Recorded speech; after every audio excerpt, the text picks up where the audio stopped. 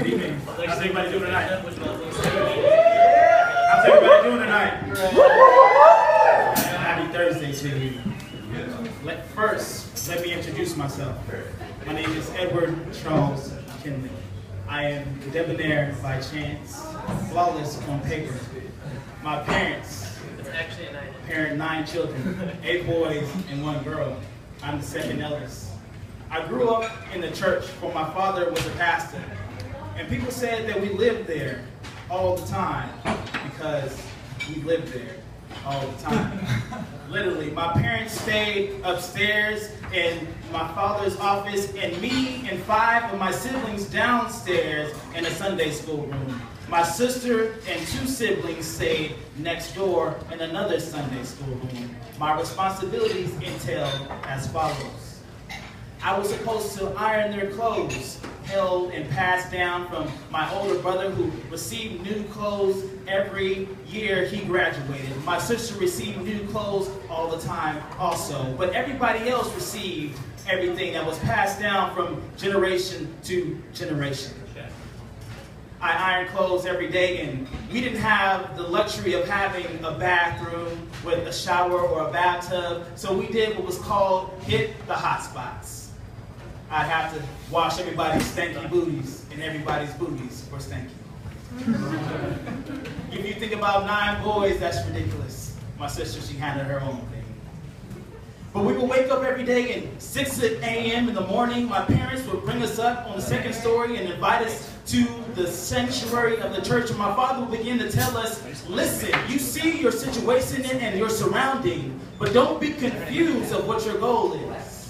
You might not have the best things that other kids have. See, they had Jordans, they had Nintendos, they had Ataris back in the day. What can I say? They had Nintendos and Game Boys, and we sat at church and we played with hymnals and we played with dominoes, and that was on the weekend. Because during the week we had to sit and do chores and things that kept us focused. See, my father said, your responsibility is to go out and make something better of yourself. You need to focus. You need to take care of your siblings, because if one person got in trouble, you all get in trouble. And my father, he was a master whooper. That was before child laws were in class. Yeah, I wrote a paper one day, and I said my spankings were like a 747 hitting a wall, because the way the belt crashed into my ass, excuse my language, it was crazy. I'm still sore to this day. But as I say this, listen to my words, because I stand here before you as someone that might look nice, but I come from a background that is a little different. It might be similar. But my end goal is to be someone to inspire, to motivate, to bring each and every one higher, just a little bit. So let me introduce myself. My name is Edward Charles McKinley. Yeah.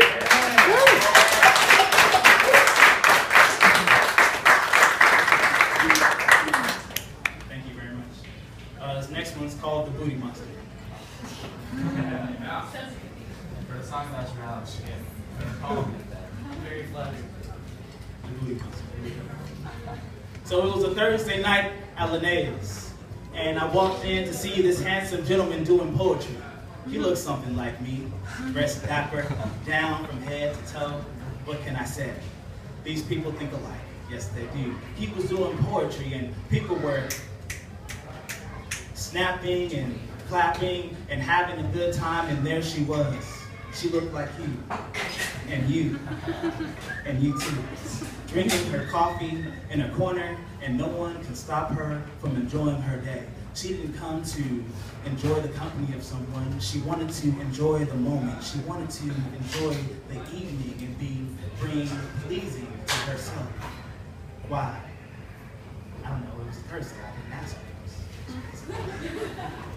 So I sat there, and she caught my eye, and I decided to get up and move across the room, because I had listened to this motivational speech called The Art of Charm, and it taught guys how to talk to girls, and you should check it out. It's really cool. I mean, that was a plug in there, but don't listen. It's all right. So as I moved through the room, I was like, excuse me, sir, sorry about your coffee. excuse me, ma'am. I know that was your computer. That's a nice tablet, by the way. Excuse me. I'm going to take your baby and your baby panda. Why do you have a baby panda here? I don't really know, but I'm going to use it to talk to this girl. Hi, my name's Ed.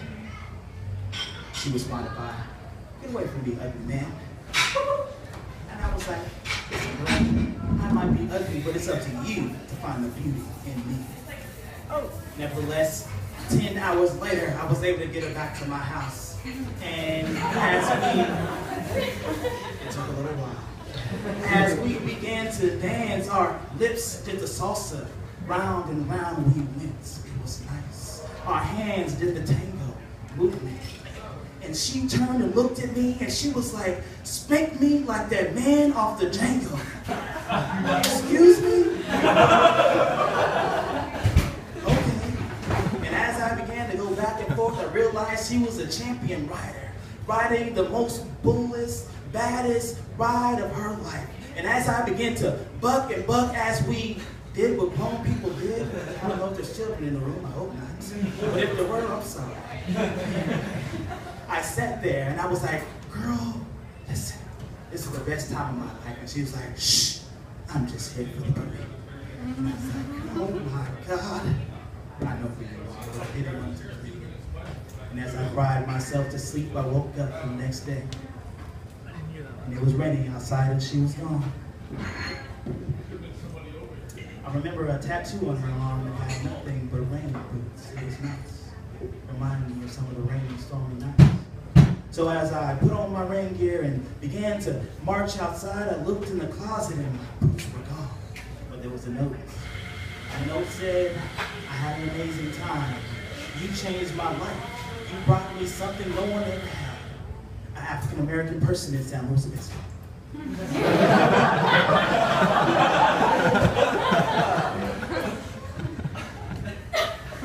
said, I took your boots to make this walk a shame. Signed, the Booty Monster.